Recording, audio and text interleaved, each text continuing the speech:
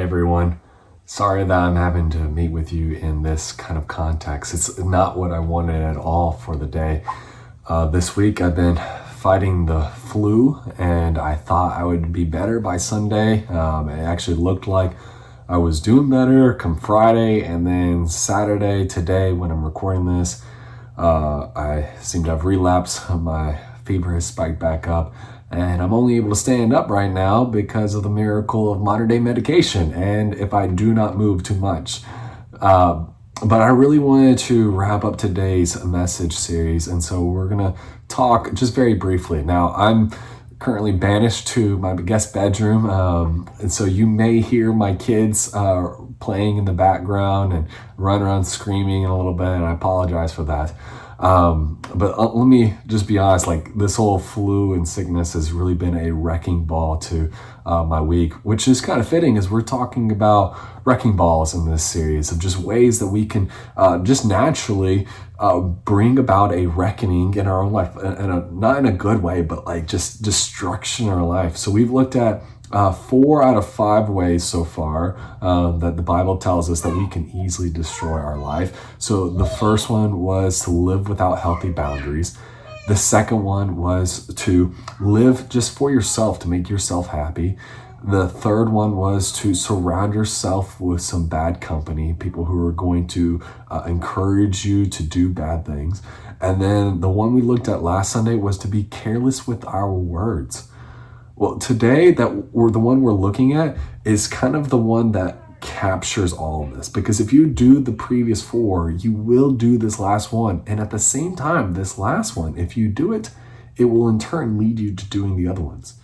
And what we're talking about is that if you want to wreck your life, take no consideration into the person you're becoming. Let me say that again.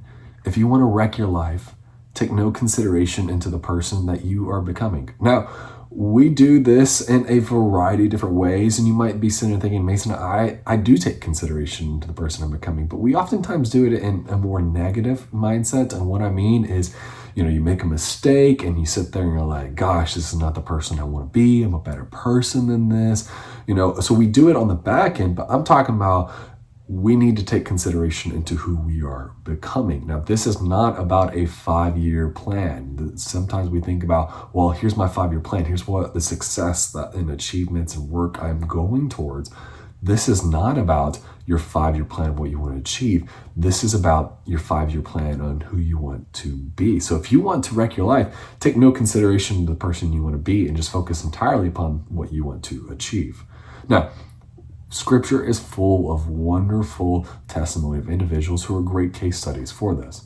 And so I just want to look at 3 case studies real fast. And I'm going to make this super quick because once again, I am not feeling good and I'm probably going to collapse here in a minute. But let me look at the first one. And it's a guy named Gideon. Now, you probably, if you grew up in church, heard about Gideon. His story is recorded for us in the book of Judges. In the beginning of his story, Gideon is kind of a coward. He's not a good guy. You see him hiding out, but God calls him at a time when his people were oppressed and in great need of leadership, and God calls him to step up and be that leader. Now, when you read Gideon's story, he really doesn't do anything. He just is in the scene when God is doing all this stuff. God just wants him to be the vocal mouthpiece to say, look what God is doing. And so in the early stages of Gideon's life, when he's following God, he has a lot of success, and God brings about a rescue of his people through Gideon. But when Gideon gets old, he starts to look back on all the success that God did in his past, and he starts to take credit for it. He stops saying, look what God has done, and he starts saying, look what I have done. And he starts giving himself the credit for everything that's happened. And he starts to elevate himself. And he starts to say, look how great I am. And he starts to look down on others. And he starts treating himself like he's a king. And he starts taking gold from his people as payment for all the success that he's brought them, in his words. And the end of it, he takes all this gold, he melts it down, and he makes what's called an ephod, which was this gold chest plate that priests wore. Now, the priests wore this as a symbol of saying that they were the mouthpiece for God, for the people, but Gideon makes his own to make a public statement to the people that he was now the mouthpiece for God, for the people. Now, in the end of his story, we're told this in Judges, and it's something really, a very sad statement of a way to end what was a good story, but ends in a tragedy. And it's in Judges chapter 8, where we're told that Gideon made an ephod of the gold that he took from his people, and he put it in his city in Ephraim, and all Israel whored after it there, and it became a snare to Gideon and to his family. And so here you have this man who started off good, and he had a lot of success by his reliance upon God and by seeking after God, but by his old age, he stopped relying upon God, and he started to sit there and just coast upon the success of his past, thinking that he had done it. He never took consideration to the man he was becoming and was so focused upon what he wanted and who he was that he did not think about who he was becoming. And so he ends his life creating more problems for the people that came after him. Here's another example. A guy named Solomon. Now, Solomon's story in the beginning is a little bit rocky, but he has this good moment in the book of Kings where God asks him, what is one wish I can grant for you? Now, imagine if God gave you one wish. All right, would you ask for riches? Would you ask for success? Right? Solomon did the good thing, and he asked for wisdom. Now, God applauded him for this and gave him also riches and success.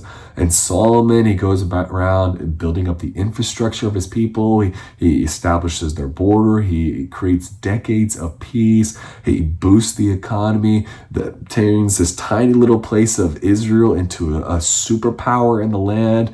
And he becomes the richest man alive in history still today. He has all this success. But then he kind of fails, because the end of his story, he stops following God. He takes no consideration. He does the same thing that Gideon did. He was not considering the man he was becoming. He was living and coasting on the success of his past. He starts to think that he was responsible for everything he had accomplished in his life. He was so focused on success, he was not focused on becoming the kind of man who could handle success. And so the end of his story, we're told this. It's in the book of 1 Kings in chapter 11. Now, keep in mind, this is a guy who wrote the book of Proverbs, Ecclesiastes, Song of Solomon, maybe some of the Psalms as well. I mean, he built up his people in his early age to be this religious superpower. But by the end of his life, because he did not consider the man he was becoming and stay focused on becoming this kind of guy, he wrecked his life, and this was his legacy that he leaves behind.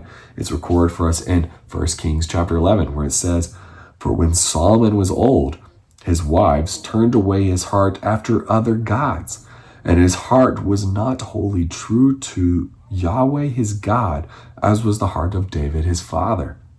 And jumping down to verse 6 of chapter 11 says, "So Solomon did what was evil in the sight of Yahweh and did not wholly follow Yahweh as David his father had done."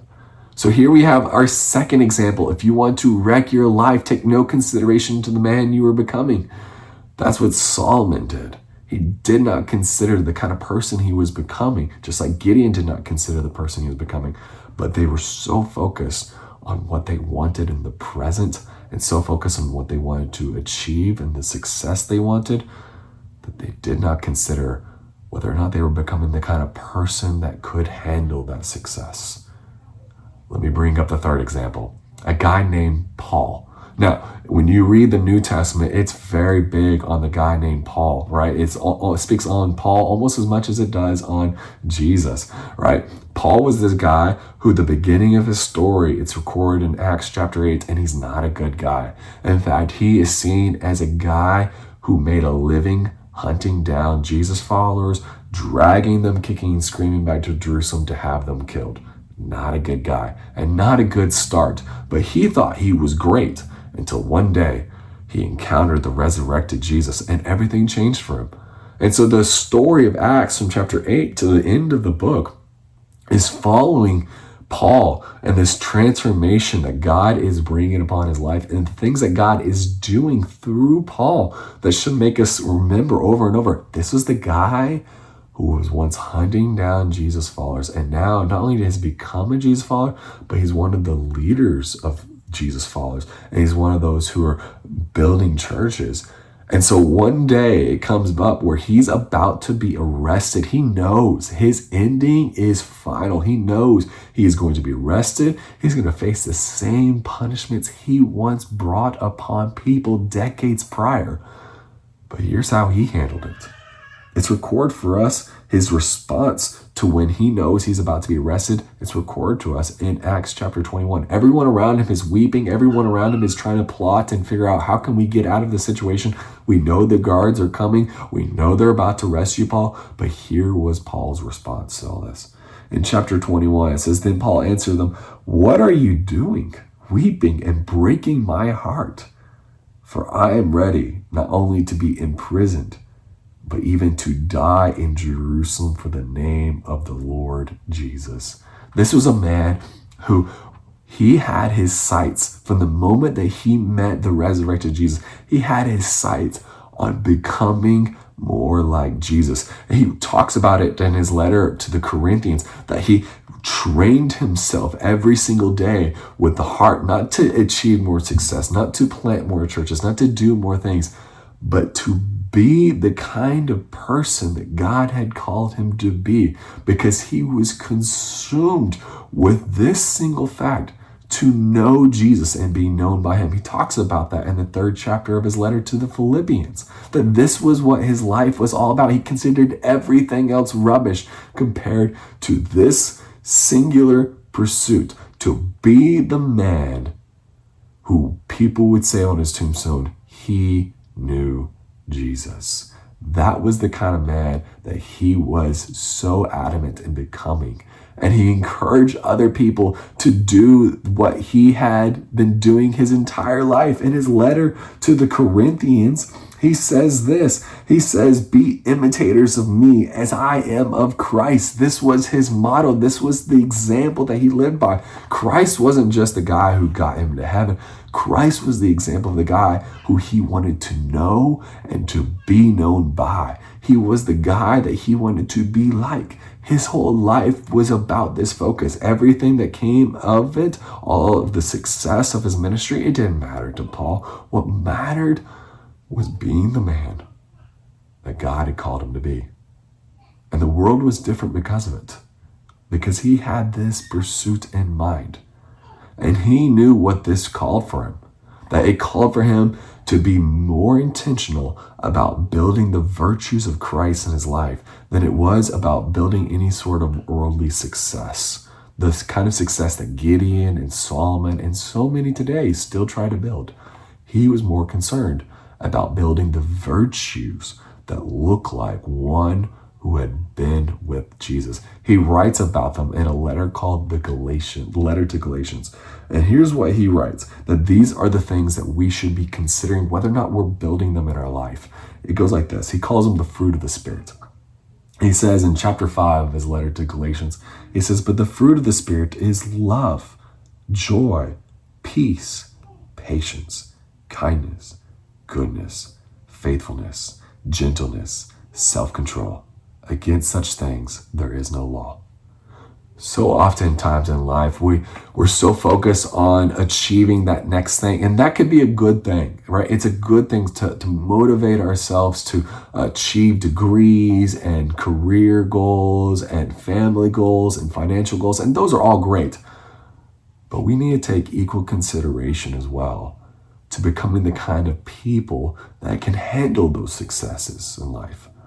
Paul's focus was to be the kind of person who was adamant about building these virtues in his life. We think that these things just happen naturally. They don't. They happen when we take great consideration to build into our lives to be people of love and joy and mercy and self-control and all these other fruits of the Spirit. But if you want to wreck your life, then do what everyone else is doing. Take no consideration into the person you're becoming. Take more consideration in just your continual path of achieving more success. But if you want to be more like Jesus, then take consideration into the person that you're becoming. When you ask the question of what's your 5-year plan, what's your 5-year goals, the questions that we ask at all the interviews and all the things that, we're always asking one another. Here's the things I want to achieve 5 years. Here's the house I want to live in. Here's the career I want. Here's the financial state I want. Here's all the achievements I want to have achieved in 5 years. Maybe we should start asking ourselves a better question of who do you want to be in 5 years? Who do you want to be as a spouse in 5 years? Who do you want to be as a parent in 5 years? Who do you want to be as a friend? Who do you want to be as a member of the community of Jesus followers? And then ask yourself, what things are you doing today that are done deliberately in step with becoming that person who looks more like Jesus in 5 years than you look like today? Hope you guys find that encouraging. Once again, I am really sorry I couldn't be there. It just does not feel the same without being with you guys. But I'm praying for you guys, and I'm going to go lay down and take a nap now. So you guys take care. Have a great Sunday. Love you guys.